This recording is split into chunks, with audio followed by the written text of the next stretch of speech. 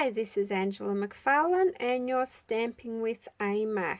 Here is another white on white card using the Tidings and Trimmings bundle, and I used a punch for the greeting as well. And for the embossing, I actually used a sparkling white embossing powder, so it's got a little bit of sparkle to it, which is really hard to see on the camera, but trust me, it's there. Okay, so for this one, what I did was die cut all of these pieces out, so you will have something that resembles a jigsaw puzzle type looking thing. And this is where all of your bits and pieces will fit when you go to assemble it. So I recommend that you just use some liquid glue and attach this first layer. Now I am going all around sort of the bits and pieces with the glue here, just to make sure that everything does get stuck down. Once again, I'm being really careful with not going too close to the edges with the glue.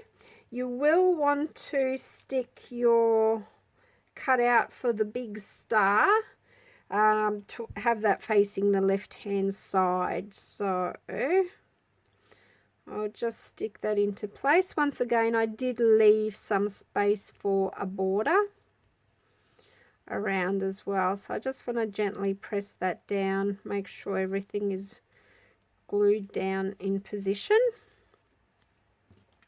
So I've left the two little stars blank. I didn't pop the other stars in. You could if you wanted to, or you could off center, like put them off center or something, but I really didn't do that.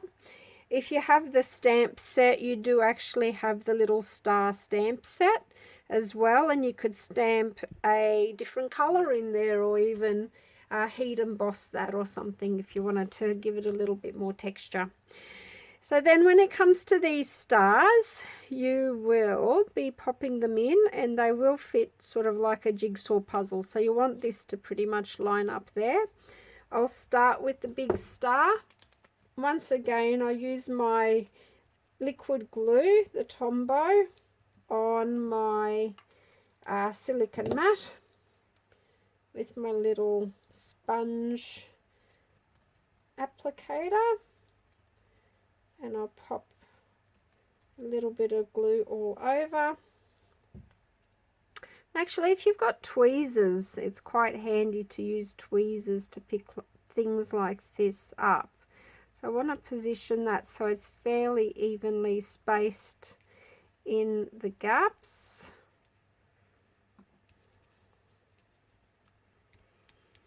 And that just adds a little bit of texture to your card. When it comes to your smaller stars, you'll pick which ones fit where. So you'll see that your little cut off bits should pretty much line up with where it's missing down the bottom. So if I went to put this piece over here, you would see that it doesn't really fit well there. So I know this one is my top piece, so I'll do them one at a time. Once again, adding the little bit of glue onto them. I'll pick that up. And if your fingers get sticky in between, just grab your wet wipes or go wash your hands. Now this does have an outline basically around it, because how I cut these out, I cut them out together. So this star actually fits inside of there.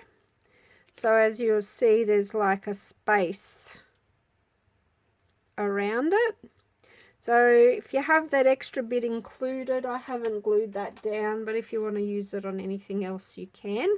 I just wanted the clear space in between. So then I will put a bit of glue on my next bit and make sure that is facing the right way. and pop that into my little jigsaw piece like so. Okay, then for the greeting, I've just popped a few dimensionals on the back just to lift it up a little bit. And I thought that the dark grey, which is the basic grey, was a nice contrast with the embossing. So you can stamp in white or emboss in whatever colour you have. And you can use any greeting you like. One thing that I did find though, you'll notice these two greetings are different. This greeting, may your days be merry and bright, is from the stamp set, the Tidings and Trimmings stamp set. But I found that with really small writing, it gets a little bit hard with the embossing. And you can see there is sort of a little bit smudged. So I thought a bigger font is more suitable for the embossing. So I've switched to the Perfectly Played stamp set, and I used the Merry Christmas from this stamp set because the font was a lot bigger. So that worked a lot better.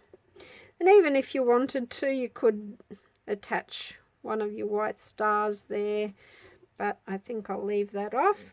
And then for the little embellishment, I've tied a little bow, and then I just roll these glue dots up to make them skinnier. Then I just stick my bow on there and peel it off. That way the glue dot won't be visible, and I just attach that to my tag, to my greeting. So there you go, that is that card. I hope you like it.